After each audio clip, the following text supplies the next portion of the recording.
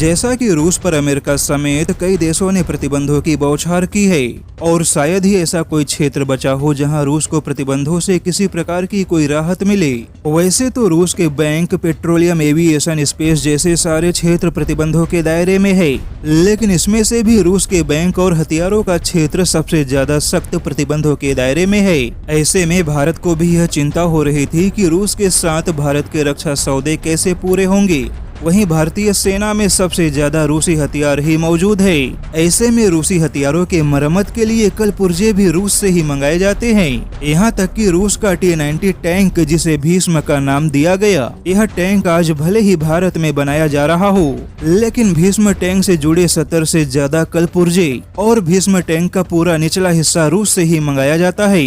ऐसे में आशंका जताई जा रही थी कि पश्चिमी देशों के सख्त प्रतिबंधों से रूस और भारत के रक्षा सौदे प्रभावित होंगे, लेकिन खुद युद्ध और प्रतिबंधों के बीच फंसे रूस ने भारत के सबसे बड़ी चिंताओं को दूर करने का काम किया है। दरअसल रूस के राजदूत डेनिस आलिपाव ने भारत को भरोसा दिलाया है कि भारत के रक्षा सौदे किसी भी हाल में पूरे होंगे और भारत के किसी भी सैन्य हार्डवेयर की सप्लाई में भी रूस कभी कोई बाधा आने नहीं देगा। वहीं रूसी राजदूत ने कहा कि प्रतिबंधों को नाकाम बनाने के लिए दोनों देशों के बीच में वित्तीय तंत्र मौजूद है।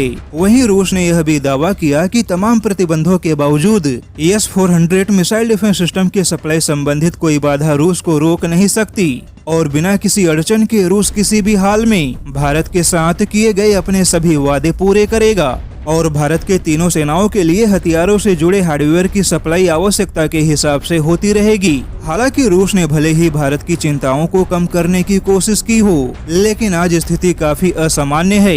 ऐसे में स्वदेशी हथियारों को ही बढ़ावा देना भारत के लिए सबसे अच्छा विकल्प होगा।